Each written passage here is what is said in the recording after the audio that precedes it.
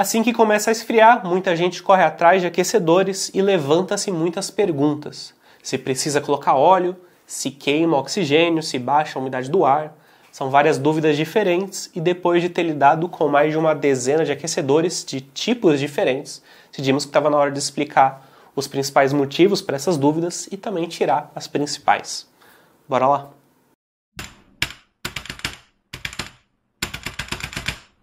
Primeiro é importante entender por que queimaria oxigênio, e a associação é feita com o fogo, que antigamente era o principal jeito de aquecer as nossas casas, através da queima, da combustão. Para se ter queima, você precisa de duas coisas, combustível e oxigênio. Através do processo de combustão, eles acabam virando outras coisas, como por exemplo, gás carbônico, monóxido de carbono, que são sempre lembrados porque sufocam a gente. Porém, em aquecedores elétricos, eles lidam com resistência elétrica, não combustão. E aí, por conta disso, independente do tipo de aquecedor, o método de aquecimento não envolve queima de oxigênio. Quando você esfrega uma mão na outra, isso gera atrito, a fricção gera calor. Quando você liga uma resistência elétrica na tomada, o atrito que está acontecendo entre ela e a corrente que está passando através dela gera também calor. Esse processo, diferente da queima, não altera a composição nem da resistência nem do que está em volta dela. Na verdade, se alterasse, a gente já teria sido sufocado ao utilizar um chuveiro, um forno elétrico, uma torneira elétrica, que usam exatamente o mesmo método para aquecer. Muita gente ainda fica preocupada porque quando liga o aquecedor na tomada, nos primeiros segundos aparece um cheiro de queimado. Isso se explica porque em modelos que a resistência fica exposta, muitas vezes acaba acumulando uma certa quantidade de poeira ali por cima. E aí quando você liga na tomada, a resistência fica em temperaturas altas e aí através disso há uma leve queima daquela poeira que ficou por cima. Essa quantidade de oxigênio que é queimada junto com essa poeira é negligenciável, praticamente não importa. Depois desse momento inicial, o máximo que pode acontecer é que alguma partícula de poeira que esteja suspensa no ambiente também entre em contato com a resistência e aí, através disso também haja ali uma pequena queima, porém isso não importa no âmbito da sua respiração, não vai interferir, mesmo que o ambiente esteja com um pouco mais de poeira do que o normal, é praticamente desprezível, não importa. Se a dúvida é em relação a aquecedores a óleo, ele não consome nem óleo nem oxigênio. Você também não precisa trocar o óleo em nenhum momento. O que acontece é que a resistência elétrica está mergulhada no óleo.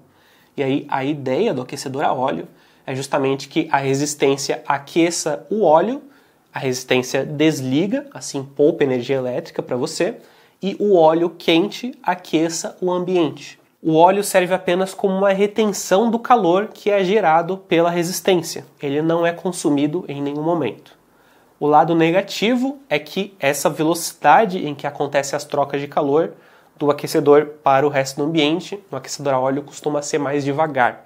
Se você está procurando algo que entregue uma velocidade maior, pode estar aí buscando melhor em termos-ventiladores e aquecedores halógenos. Se você optar pelo aquecedor halógeno, porém, vale ter alguns cuidados especiais a mais, inclusive já temos uma matéria a respeito disso, porque o aquecedor halógeno entrega uma grande quantidade de calor, mas por uma região bem específica.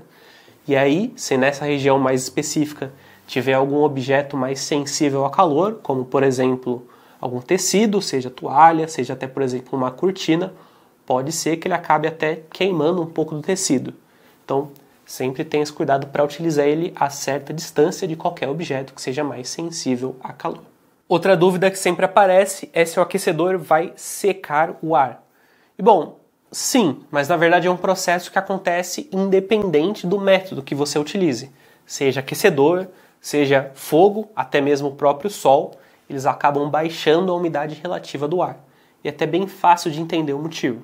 Misturado ao ar, nós temos vapor d'água, e aqui acontece um processo bem parecido com um copo de leite quando você mistura achocolatado. Se o copo de leite estiver frio, você só consegue misturar uma pequena quantidade de achocolatado, mas se ele estiver quente, você consegue misturar e dissolver nele muito mais achocolatado. É a mesma ideia. Se o ar estiver mais quente, você consegue misturar nele mais vapor de água, ou seja, mais umidade. O problema é que o aquecedor somente esquenta o ambiente, ele não adiciona nenhuma água nele.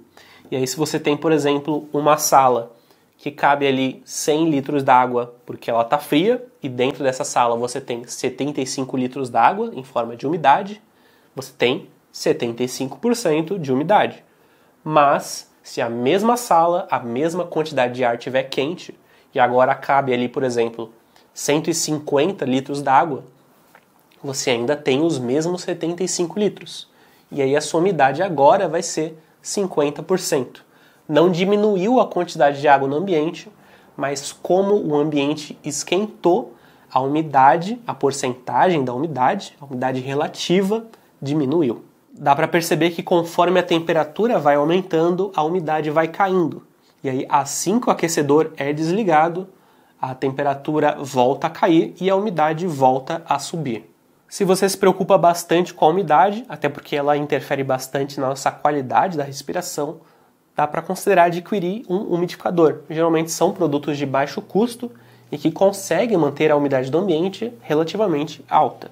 A questão justamente é de que se você utilizar junto ao aquecedor, no momento que você desligar o aquecedor, o ambiente vai cabendo menos água dentro dele e você vai ter adicionado um monte. Então, é muito comum que comece a, por exemplo, as paredes a suar, o próprio teto vai começar a condensar água ali e até mesmo o ambiente inteiro vai parecer um banheiro depois que você toma um banho quente, cheio daquela névoa. É importante que se você desligar o aquecedor, também desligue o umidificador e monitore, talvez deixe sair um pouco daquele ar úmido entre um pouco do ar de fora para você fazer um controle ali e não criar umidade demais no seu ambiente, porque pode proporcionar mofo, por exemplo. Se chegou até aqui e está considerando adquirir um aquecedor, eu recomendo dar uma olhada nas nossas avaliações imparciais, tanto de termoventiladores quanto aquecedores cerâmicos, até halógenos. Bom, até algumas matérias nossas sobre consumo de energia pode ser interessante dar uma olhada. Eu vou ficando por aqui, pessoal, mas até a próxima.